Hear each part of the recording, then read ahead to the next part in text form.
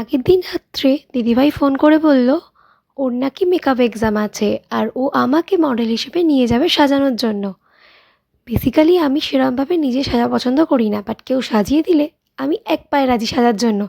তাই কোনোভাবে রাতটা কভার করে সকাল সকাল ঘুম থেকে উঠে ফ্রেশ হয়ে ঠাকুর নমস্কার করে বসে পড়েছিলাম ব্রেকফাস্ট করতে। ব্রেকফাস্টে মা করে দিয়েছিল ডিম ভাজা আর পাউরুটি টোস্ট। মা আর বাবা একটু টিফিন করে নিচ্ছিল আর আমি রেডি হয়ে নিচ্ছিলাম। ঝটপট রেডি হয়ে কিছুক্ষণ বসার পরেই দেখলাম দাদাভাই চলে এসেছে। তারপর আমি নিল ঝোলা চললো ভোলা, এই ডায়লগটা মনে করে বেরিয়ে পড়লাম মা বাবাকে টাটা করে দাদাভাইয়ের সঙ্গে বাইকে করে। আমার বাড়ি থেকে দিদিভাইয়ের শ্বশুর বাড়ির দূরত্ব বেশি না, একদম একটুখানি।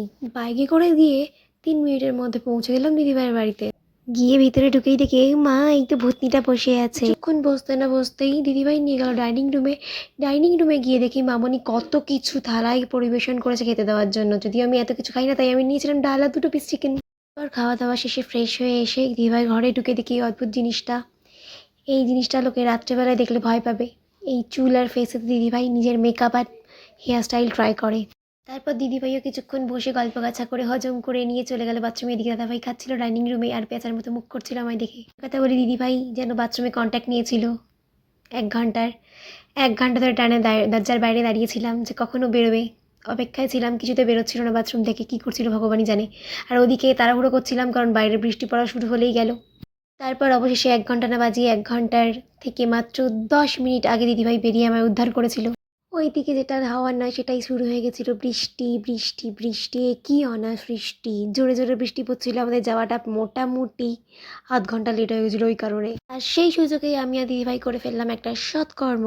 দিদিভাই হচ্ছে একজন কলকা আর্টিস্টও, আর ও করছিল পাঞ্জাবিতে সুন্দর করে কলকা, সেটাও আমায় দেখালো। তোমাদের যদি এই কলকা পছন্দ হয়ে থাকে তাহলে অবশ্যই কমেন্ট করবে। আর কেউ যদি করাতে চাও এরকম শাড়ি পাঞ্জাবি জামাতে কলকা, তাহলে আমাকে কন্ট্যাক্ট করো বা কমেন্ট করো, আমি দিদিভাইকে জানিয়ে দেবো। আধ ঘন্টা থেকে 45 মিনিট পরে বৃষ্টি থামলো। দিদিভাই ওর এত বড় বড় ঝোলা মেকআপের ব্যাগগুলো নিয়ে চললো ওর ডেস্টিনেশনে। আর দিদিভাইকে দিয়ে আসার পরে দাদাভাই আমায় দিয়ে আসবে, কারণ আমাদের ডেস্টিনেশনটা এক প্লাস ডেস্টিনেশনটা খুবই কাছে। তারপর দাদাভাই নিয়ে চলে এলো আমাকেও সেই ডেস্টিনেশনে। ভিতরে গিয়ে দেখি আরও একটা মডেল সাজুগুজু করছে।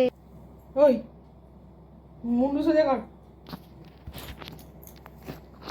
মডেল, বাড়ির মডেল, ভুলভাল করবি, মারতে মারতে কাজ করবো বাড়ি থেকে বলে কি অসাধারণ দাবি দাবার আমার দিদিভাইয়ের। হ্যাঁ, ঠিক এভাবেই আমার সাথে কন্ট্রাক্ট করেছে ও, যে ভুলভাল করলেই আমাকে ধরে পিটে দেবে। কোনো মানে হলো, সাজবো আবার পিটুনিও খাবো। দুদিকে দুটো ক্লিপ মেরে দিয়েছে জামা কাপড় আটকানোর। তারপর শুরু হলো মেকআপ পর্ব। এই ওয়েট টিস্যুগুলো দিয়ে মুখ মুছিয়ে ক্রিম মাখিয়ে অবধি তো ঠিক ছিল। ও মা, তারপর দেখি কী সব মুখে স্প্রে করছে জলের মতো। আর এইগুলো যেগুলোকে আমরা ট্যাবলেট রং জানতাম, সেগুলো নাকি আমার মুখে মাখাচ্ছে। হায় ভগবান, কি যে হবে। দেখো কিরম ভূত বানিয়েছে আমায়। আমি মনে হয় প্রথম ব্যক্তি যে এরকমভাবে ইউটিউবে ভিডিও করছি। প্রথম প্রথম যখন দিদিভাই সাজানো শুরু করে তখন খুবই ভালো লাগলেও পরে যখন চুলটা ক্রিম করে আমার চুলটা ব্যাক ব্রাশ করা শুরু করে তখন বুঝতে পারি ও মা কি কষ্ট। চুলটা তো ক্ষয় হবেই, সাথে সাথে আমার মাথা তো খুব যন্ত্রণা করছিল সঙ্গে ঘা। তারপর অবশেষে 3 ঘন্টার যুদ্ধের পরে কি সুন্দর করে একটা চুল বেঁধে দিল দিদিভাই। ও মা, কি সুন্দর সাজিয়েছে আমাকে। তারপর আর কি আমিও একটু ক্যামেরার সামনে, আমি ফোন ক্যামেরাই আর কি একটু ঢং করে ফেললাম। এই যে দিদিভাই শিখিয়ে দিল। এই যে আমি আমার দিদিভাইয়ের টিচার মানে সুস্মিতা কুণ্ডু দিদিভাই, ইনি খুবই ভালো মেকআপ আর্টিস্ট। আমার তো সব থেকে ভালো লেগেছে এনার বিহেভিয়ার। আমি জাস্ট ভাবতেই পাইনি ফার্স্ট টাইম মিটে এতটা কমফর্ট জোন এসে যাবে এই দিদিভাইটার সাথে। এখানে এসে দুটো কর্ম সারছে আমার দিদিভাই, রাত দেখাও হলো, এবার কলা বেচাও হচ্ছে।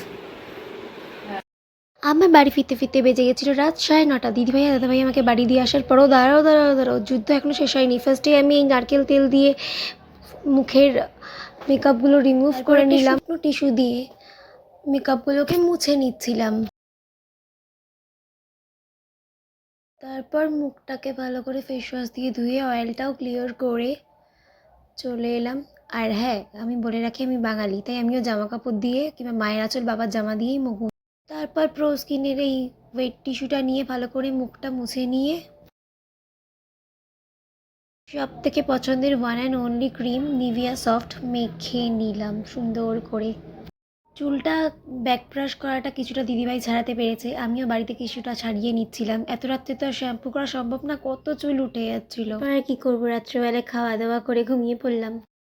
ভিডিওর সব শেষে আমি আমার বিফোর আফটার লুকটা দিয়ে দিচ্ছি, তোমরা সবাই জানিও যে আমাকে কেমন লাগছিল সাজুগুজু করে। আর আমার দিদিভাই আমায় কেমন সাজিয়েছে সেটাও বলতে ভুলো না, পারলে কমেন্ট বক্সে জানিয়ে দিও। সবাই ভালো থেকো, টাটা।